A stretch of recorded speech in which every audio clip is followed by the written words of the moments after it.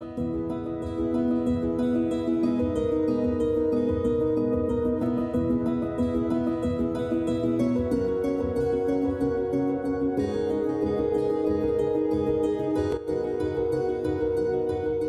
Apollo de prendre le temps avec nous et de se retrouver ici dans une reconstitution du bureau de Jules Hermann.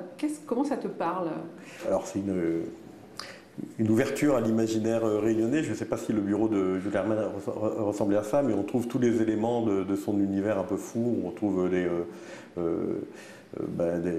objets longtemps, des cartes, des appareils étranges, une machine à écrire où il écrivait ses textes. C'est un univers que je trouve moi très bande dessinée. Et c'est parfait pour évoquer la dernière BD que tu as réalisée avec TM, 20 décembre.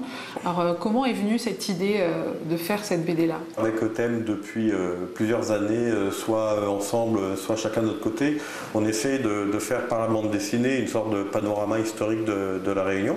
Et il y a quand même le point central de notre histoire qui n'était pas évoqué. On tournait autour, mais on ne le traitait pas, qui est le 20 décembre 1848. Qui est l'abolition de l'esclavage. Et puis finalement, à l'occasion d'une résidence aux archives départementales, on s'est lancé là-dedans, on a fait nos recherches et on s'est dit allons-y, on va raconter ça. Et on va raconter ça par le regard d'un personnage historique qui est Edmond Albus.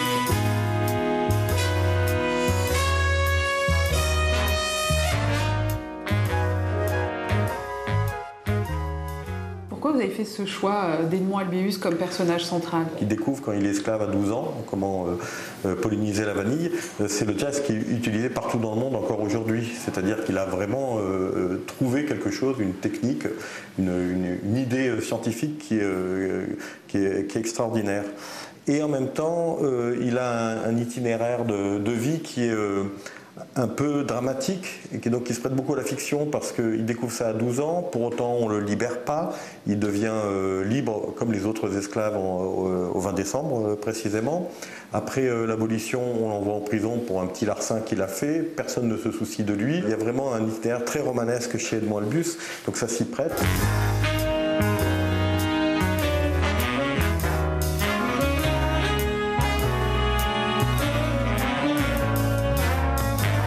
Et ce qui a été important pour vous, c'est de donner le point de vue des esclaves? Oui, on a Edmond qui est un esclave privilégié, entre guillemets. Il n'est pas dans les champs en train de couper la canne ou des choses comme ça. Il est un tout petit peu protégé par son maître. Mais on a aussi donc, les esclaves qui sont abrutis par le travail, etc. On a son copain Henri qui est un marron, parce qu'il y a encore des marrons en 1848. On a essayé d'avoir des esclaves qui se révoltent, des esclaves qui rêvent d'un avenir meilleur, etc. Dans la BD, vous évoquez avec TM Potémon et Antoine Roussin.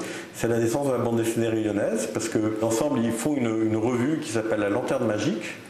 Dans cette revue, il y a du texte, il y a des illustrations, et il y a une idée géniale, c'est de faire une succession de vignettes avec du texte pour raconter la tournée de Serdar Garriga au moment de l'abolition.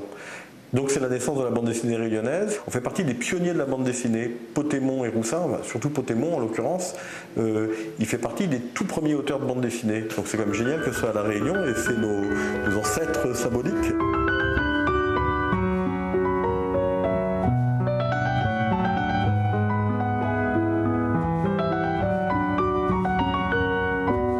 D'ailleurs, moi, il y a une phrase qui m'a marquée et qui fait écho aujourd'hui, en tout cas quand je l'ai lu. Ces gens-là, à Paris, ne savent toujours rien des colonies.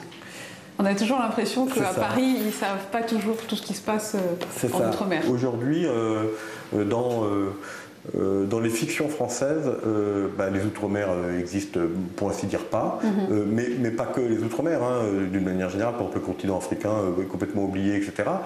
Nous, il faut qu'on aille à l'assaut pour dire qu'on est là, on existe. On est une société réunionnaise qui était marquée par la violence continuellement et on a réussi à la dépasser. Alors, je sais pas, c'est ça la résilience, je sais pas.